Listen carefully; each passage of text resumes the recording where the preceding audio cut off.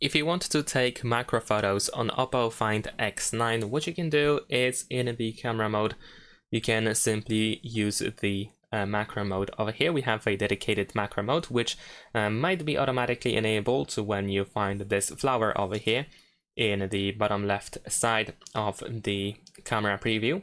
And now we can just simply point at the subject that we wanted to capture. You can also use a little bit of zoom in order to zoom in and capture even smaller things. And besides that, if you tap on these three lines in the upper right corner, we can also immediately enable the macro shot over here.